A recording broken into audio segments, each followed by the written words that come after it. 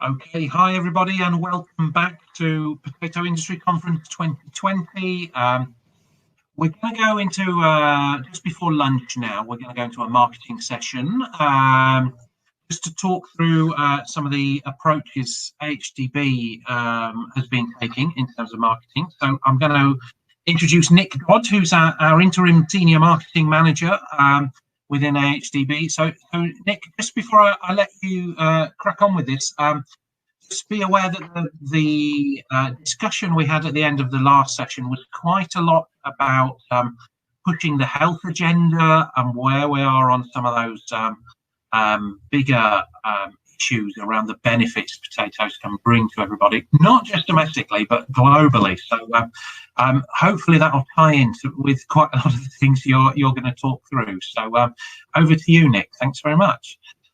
Thanks, Rob.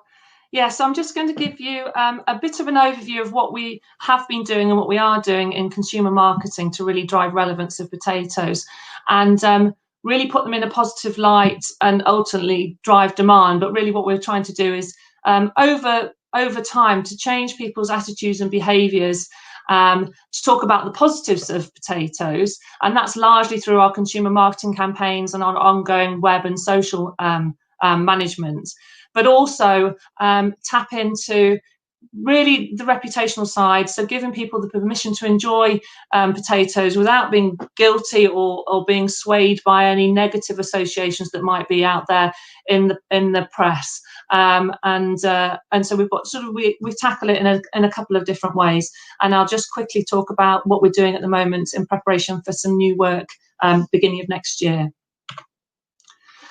So earlier this year, in response to COVID, the situation obviously, as you're well aware of, with the closure of food service, at the start for people and consumers in retail, we saw a lot of stockpiling, but we wanted to make sure that we maintain this demand.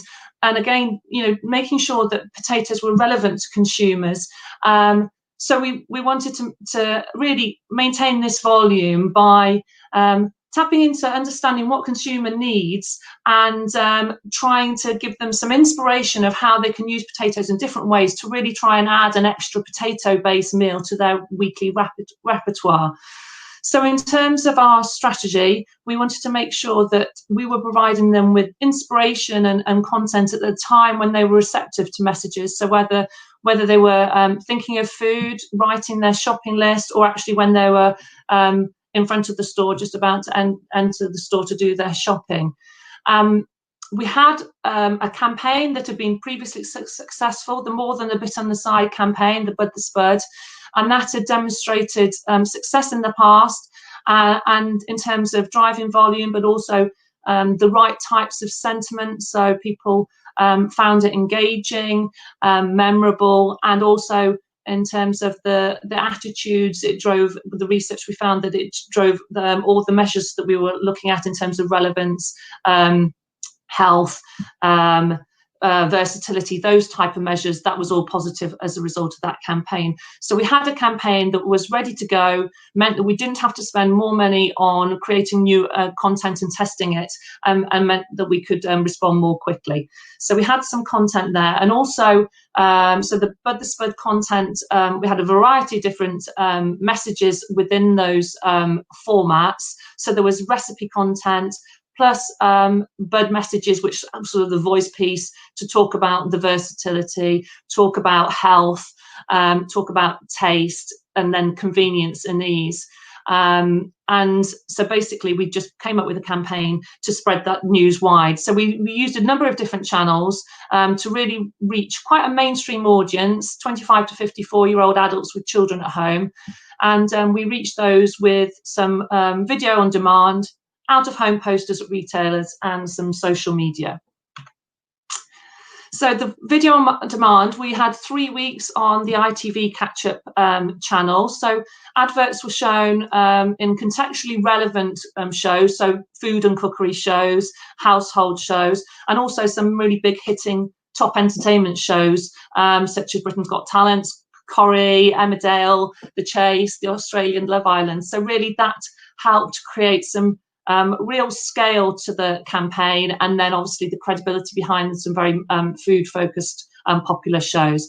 And so those adverts were seen 716,000 times on ITV.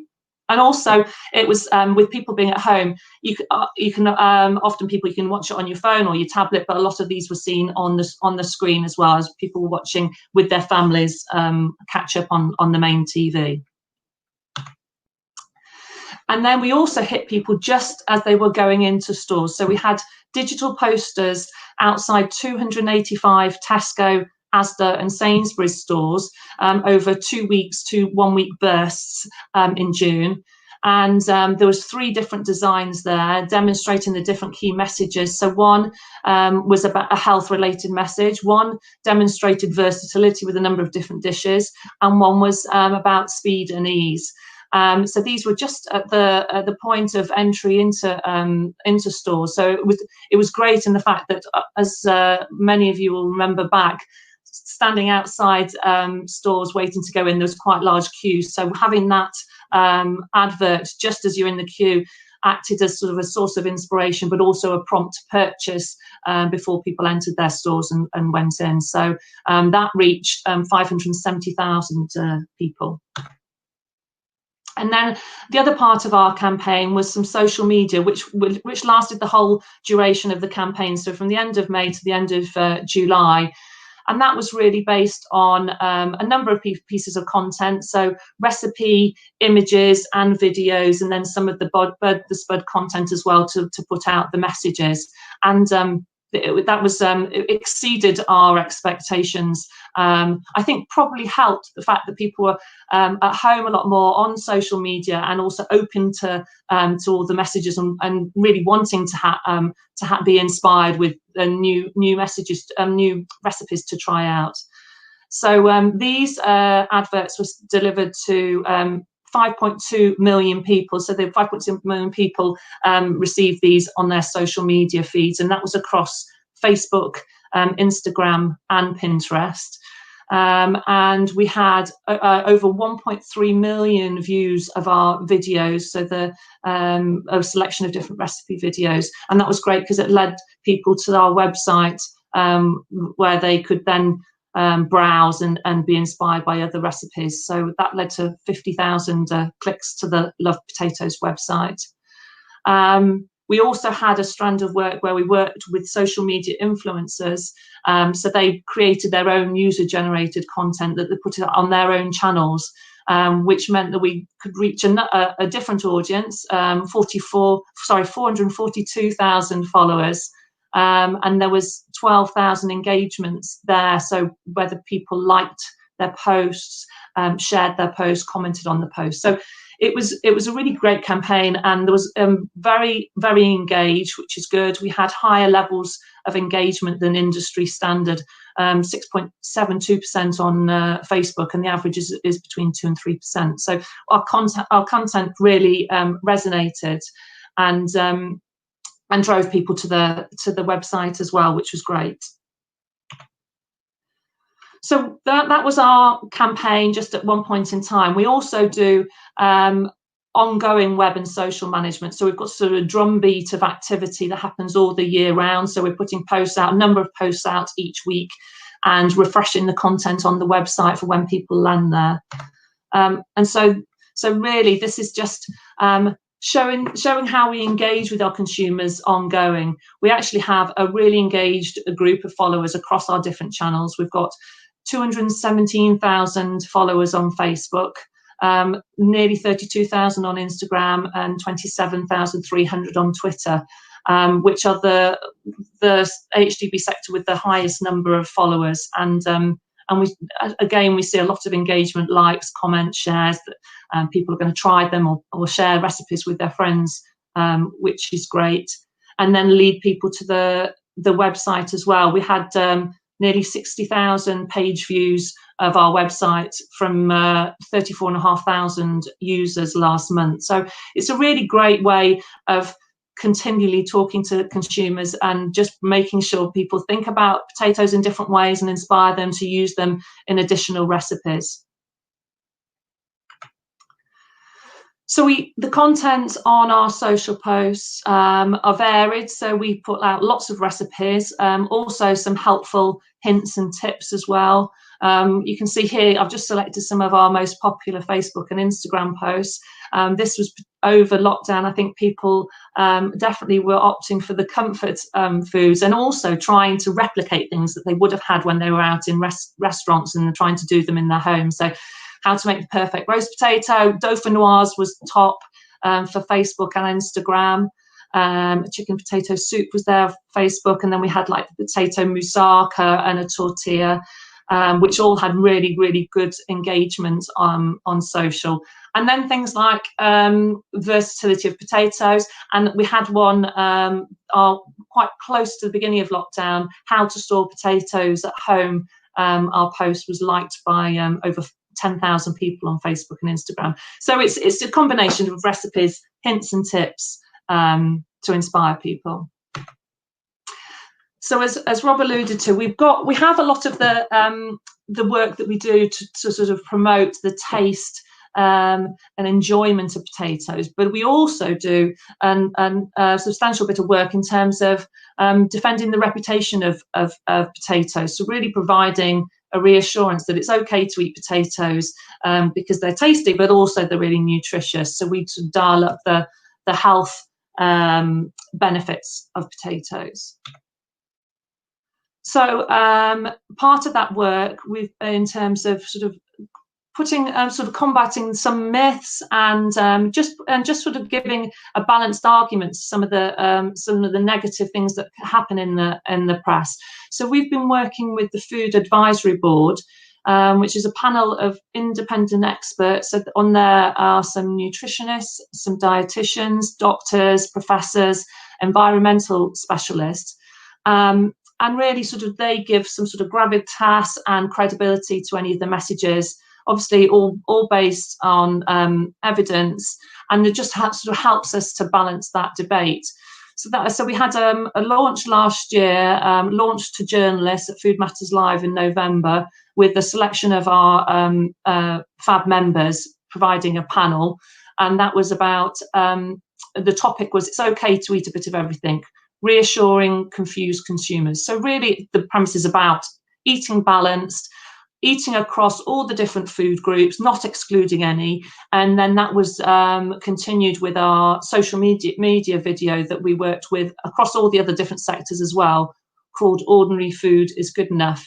And that was, again, just on the premise that eat potatoes as part of a healthy, balanced diet, along with meat, dairy, vegetable cereals, etc. But, you know, giving people the permission to say, yes, it's okay. And actually, there's some really good health benefits as well. And by excluding food groups, you're missing out on some valuable nutrients. So we also had some sort of proactive pieces specifically around potatoes. So the FAB work we did was cross-sector, but the FAB members also helped out to provide some support and some comments to some other PR initiatives that we put out there. So a couple of those, well, one was the perfect chip.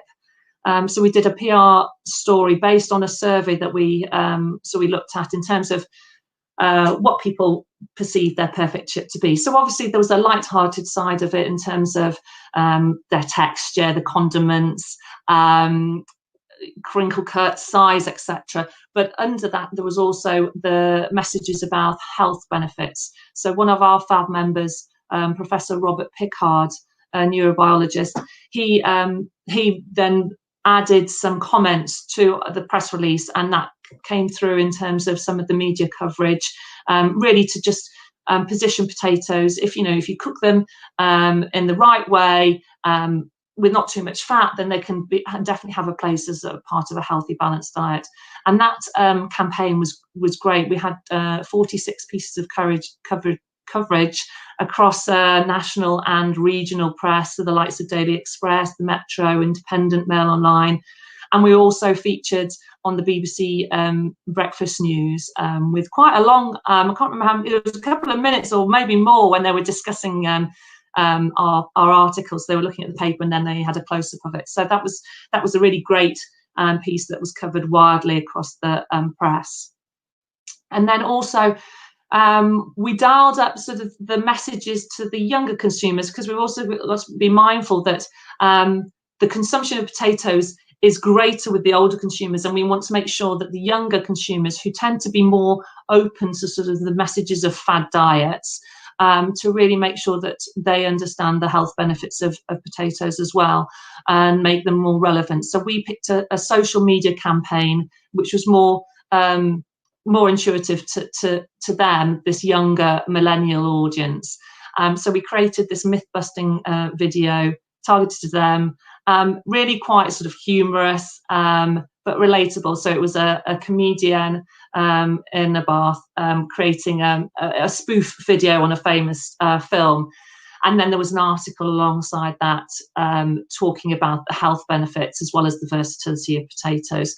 And we used Nicola Rain, one of our dietitians on the FAB board, to provide some commentary about the health benefits of potatoes in that piece. And that video received over 500,000 views, and really engaged with a younger consumer, which is really great.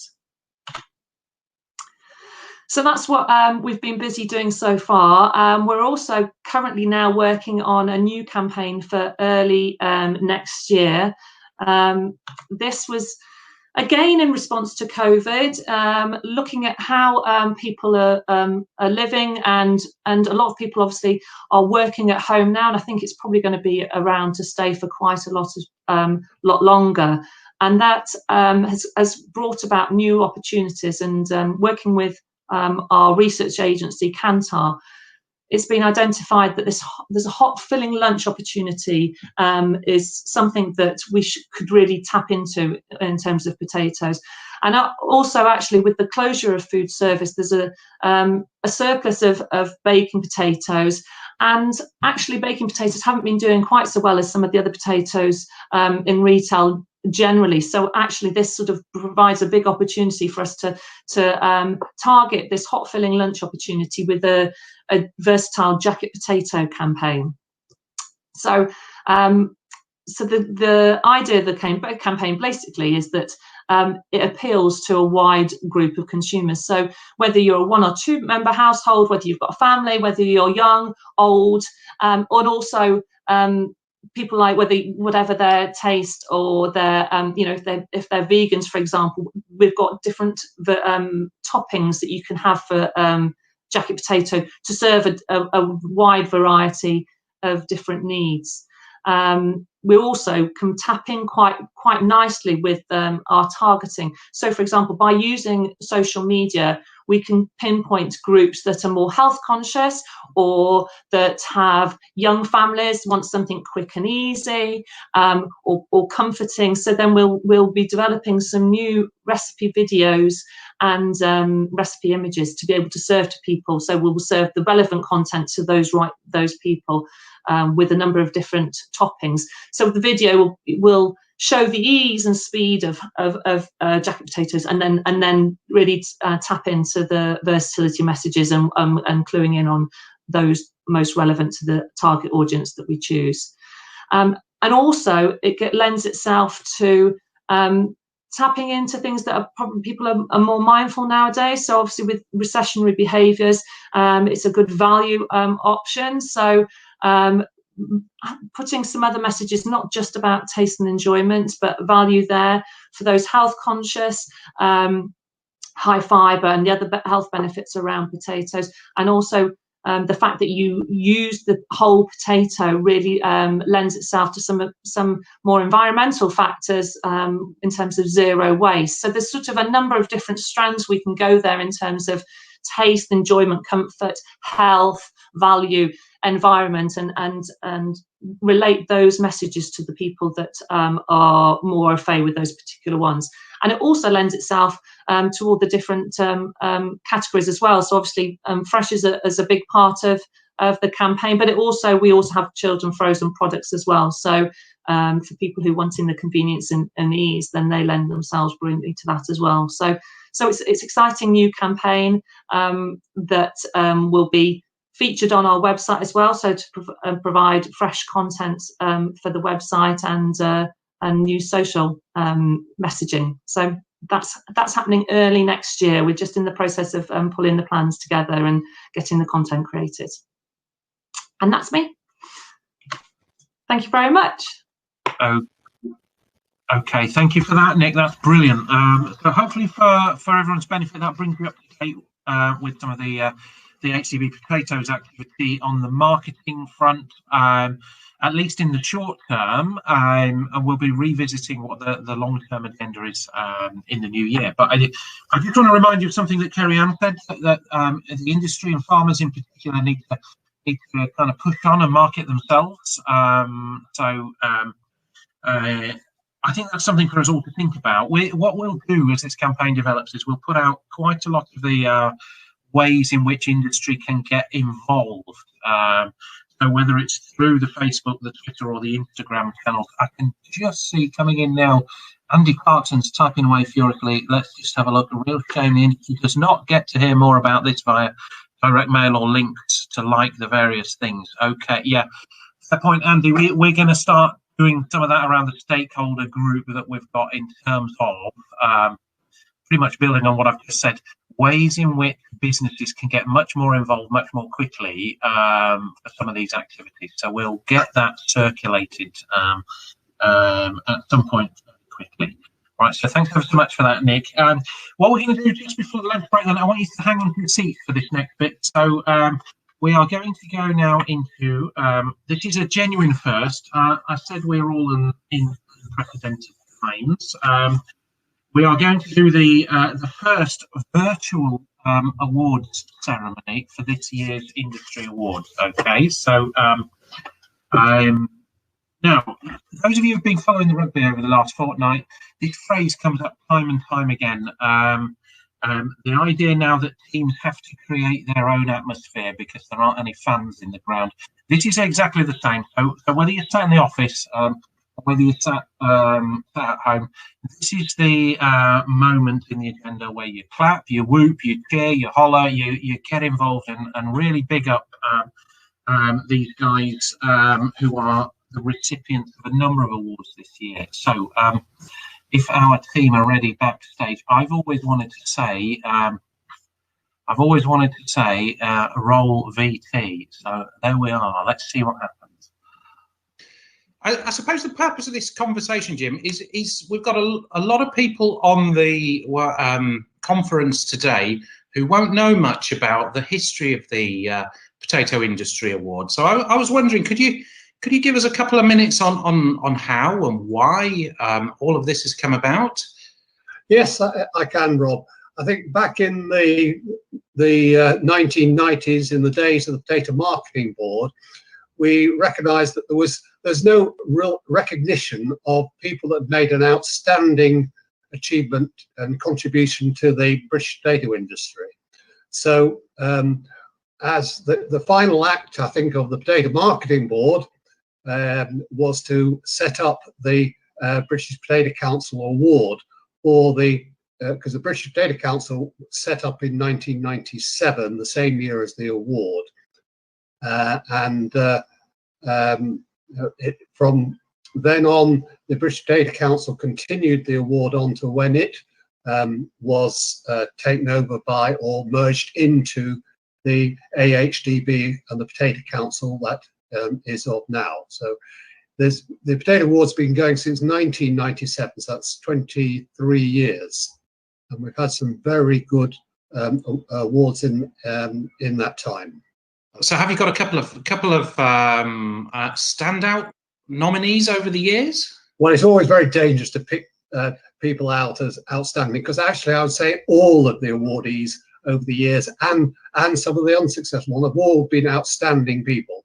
But you know, the first award I think was made to Charlie McCarthy, who really set up the first McCain's factory in the UK. He really was quite a pioneer in developing that.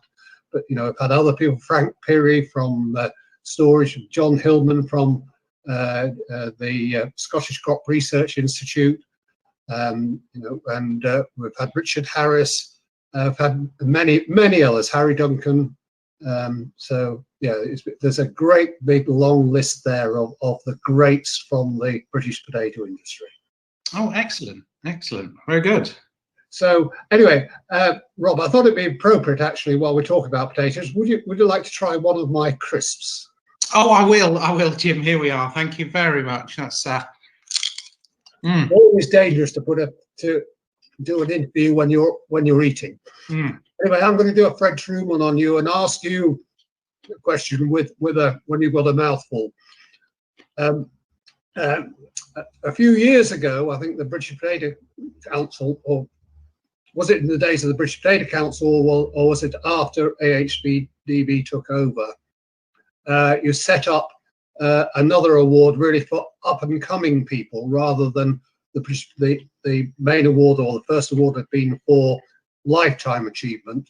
But you thought there was a need to recognise up and coming people in the industry. Could you talk us through that a bit, please? Yeah, of course I can. And yes, and it is quite recent actually, Jim. So it's something AHDB recognised that we've called it the Above and Beyond Award. And actually, in each year, we as a committee, we always feel we can award this to over 2,000 people, because everybody in the potato industry goes above and beyond, and this year is no exception. But what we decided, without being ageist, is that because the industry awards has lifetime achievement attached to it, then some recipients might well be in their twilight years, and we thought as a sort of an incentive and an inspiration to progress and really just recognise someone who's probably got a bit further to go in their career, but is already demonstrating all of those above and beyond characteristics. So we've always looked at people who can they go beyond the farm, or they go beyond the business, or they go beyond the day job. So it's things like setting up networks. It's that ability to draw out new ways of thinking, new innovations, different ways of communicating. So to give you a good idea, one of my favourite recipients over the years has been John Sarrett, for example, one of our sort of independent agronomists who's almost got this unique ability to draw out the conversation and the problems and the solutions. And he's done so at some really pressing moments where he's been exceptionally busy. And we've had others like Graham Tomlin, who he's come back from overseas with quite bad jet lag, and he's jumped straight into a field and delivered in events. So that's a genuine example of above and beyond. So for us, this is all about keeping it inspiring for people who've got a bit further to go in their careers. Well, that's great, and hopefully some of these ones that win the above and beyond may well in later years become recipients of the long-term award for lifetime achievement. So that would be great. Well, I think it's really wonderful actually that the potato industry has these awards to recognise people. Well, excellent. So let's wish all 2,000 plus of them well. Yeah. And I think just so that people are aware, we do ask for nominations for both awards to be sent to Margaret Skinner at AHDB in May of each year. And then the panel meet and decide, and we make the awards usually in November. And what we do we actually do, when we get a nomination, we keep that on record for 3 years, so that someone doesn't have to be resubmitted every year. So we keep them live for 3 years, and then if they're not successful, they can be resubmitted again. Excellent. Well, Jim, that's been a great lowdown on the history of awards, and thank you very much for the crisps. Oh, thank you, and thank you for all your help and assistance in the awards over the years as well, Rob. This year's Above and Beyond Award recipient is a first-generation farmer who has devoted his career to promoting the UK agriculture industry. Having worked his way up in the company, he is integral to supporting the next generation. Mentoring new managers is a huge part of his role. He helps them look at the whole company rather than their specific areas. This ensures the whole team works well together. He encourages the team to work closely with customers and create forums for discussion and look for best solutions to problems. He always looks at the appliance of science and innovation wherever he can and supports the encouragement of transferable technology from other sectors. He utilises research to conduct in-house trials alongside the team at Elvedon to gain knowledge with what works for the team and works in front of potential challenges which could arise within the business. He belongs to many professional interest groups to ensure he can promote and advise others in the industry about his works and findings, and also holds several associations which allows him to get involved in industry research and development. Hello everyone.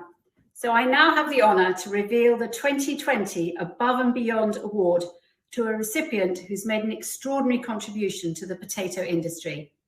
And that person is Andrew Francis, Farms Director for Elvedon Farms Limited. Andrew, huge congratulations on getting this award. It's incredibly well deserved.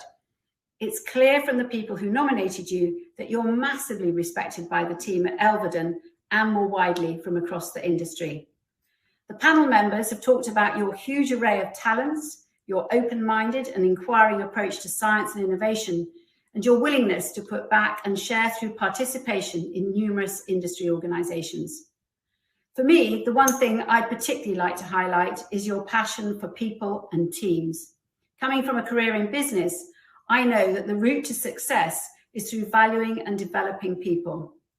It was fantastic to hear about your passion for mentoring staff, the support you're giving to the next generation, and your encouragement to all members of the team, no matter what level, to have a voice. Truly inspirational.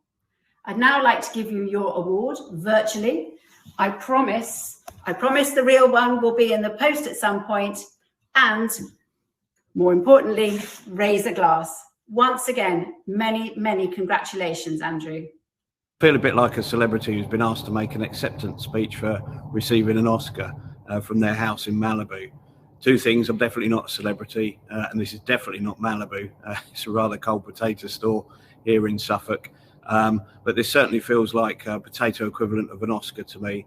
I think it's a fantastic award to receive. I'm really honoured and really humbled, and it's really testament to the business that I work in, the people I work around, you know, those that are accepting of some wacky decisions or wacky ideas that we come up with, sticking with it, trialing it. Does it work? Doesn't it work? Some do, some don't. But if we don't try, we don't know.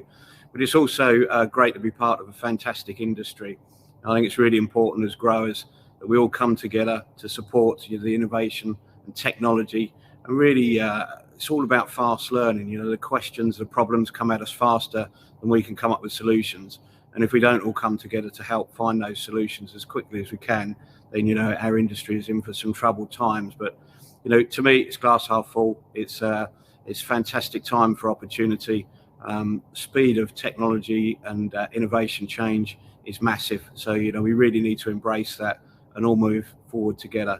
But, you know, really, once again, thank you so much for this award, and I shall definitely treasure it. This year's British Potato Industry Award recipient obtained his PhD from Warwick University in 1991 on potato blackleg, and has since worked on plant diseases in agriculture, forestry and horticulture, as well as with soil microbes and microbial biotechnology. He's been involved in plant health research for over 20 years, focusing his efforts on both strategic and applied research, bringing him into regular contact with UK and devolved governments, industry and the public, to whom he regularly presents his work and solutions for the industry, particularly in respect to Awinia. He continues to be a cornerstone and leader of internationally recognized plant health research with a focus on potatoes.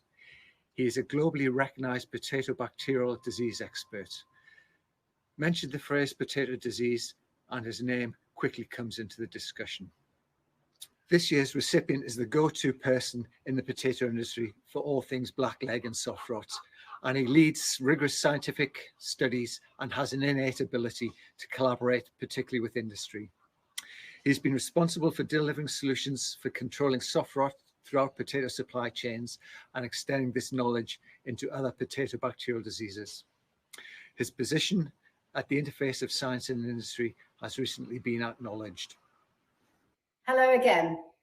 And time now to reveal the recipient of the Lifetime Achievement British Potato Industry Award, who I suspect many of you will have guessed based on the extraordinary and unique career we've been hearing about. So in 2020, I am honoured and delighted to announce the award goes to Professor Ian Towth, Director of the Plant Health Centre at the James Hutton Institute. Ian, many, many congratulations. Your list of achievements and your depth of expertise on research-led plant health is truly eye-watering, and it's therefore no surprise that this is recognised on a global scale. However, we, the potato industry, are especially grateful for the focus you've put on potatoes and the leading programmes of research you've undertaken on bacterial disease and its impacts on the supply chain. You have unparalleled respect in this arena, and everyone I've spoken to highlights how simply brilliant you've been in driving academic and industry collaboration. Ian, our sincere and heartfelt thanks for your amazing contribution to the potato industry. It gives me enormous pleasure to present this virtual award. Here it is. And I hope when the real one arrives, you'll show it off on the mantelpiece with great and justified pride. Congratulations, Ian. And here's raising a glass to you. Hi, everyone. And thank you very much for this award. It's very much appreciated. I'd rather be speaking to you in person, drinking coffee and talking about potatoes, but I guess that's something that's going to have to wait until next year. I'm humbled by this award, and I'm humbled because I know lots of people in the industry, and I know just how hard they work in these very uncertain times, whether it's to do with the weather or with markets or pests and diseases, which is something that I work with, or more recently, COVID and Brexit. People in this industry are extremely resilient, and everyone, in my view, deserves an award. I've worked for the potato industry for about 25 years, and I've tried my hardest to make a difference, and I will continue to strive to make a difference. And of course, it's not just me, it's lots of scientists. For example, the people at Potato at Hutton, all of which that come out and speak and interact with industry on a regular basis. It's not just the people that you meet in terms of the scientists, it's also those that work in the labs and in the fields that produce the data that we can talk about. So this award's very much for them as well, the unsung heroes in the background of the work that we do. Finally, I want to say a big thank you to the funders, particularly AHDB and Scottish Government, who have funded lots of work that myself and other scientists do, and more recently BBSRC, NERC and DEFRA. And we hope that a new project on blackleg that we're very excited about, and which AHDB are helping us to undertake a lot of the knowledge exchange, is going to make a real difference to blackleg, and so you can expect to see a lot more of me in future. So thanks again, it's very much appreciated, and I really hope that you enjoy the rest of this conference. Goodbye, thanks.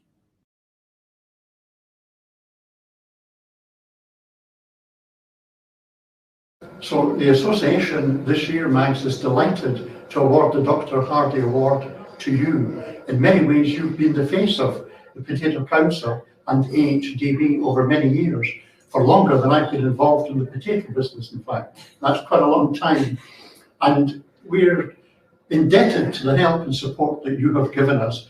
You've been excellent at helping us to find accommodation for AGMs during potato events. You've always pointed us in the direction of the most appropriate person in the organisation when we've needed that, and you've always done it with humour, with absolute efficiency. I am truly honoured to receive this award, the Dr. Hardy Memorial Award. I've enjoyed working with the VTSC as it was first, and Basic Growers Association over the years, and it's been an absolute delight to do anything for you. So after all that excitement, a final word from me. I'd like to say sincere thanks to our panel members for reviewing the nominations and deciding on this year's recipients. I'd also like to say a big thank you to Mags for doing all the arranging. And finally, thank you to all of you for joining the Potato Industry Conference. I hope you're having a really useful and informative day. Now, if you'll excuse me, I'm just off to grab my jacket potato lunch.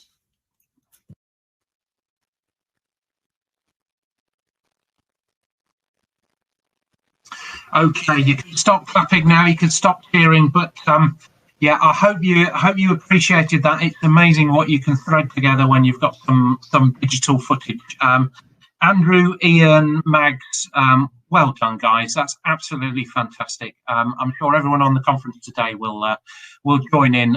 If you want to squeeze a few messages in for our three winners, then feel free to do that on the chat function. Absolutely brilliant and absolutely wonderful commitment to the potato industry. I will just finish, Andrew. I know you were interested in what's going on in Malibu. When I tell you, you're gonna get a moment of jealousy here when I tell you Jim Godfrey was working out of his Barbados office when he filmed that. So, so there we go. Listen, that was Alison Levitt. For those of you who haven't met, Alison sent her apologies for not joining us today. She's in an AHDB board meeting, and it's a really crucial time for the industry. So she had to put us in second place for today, but does send her best wishes. Okay, that's it for the morning session. I'm going to close things off for now.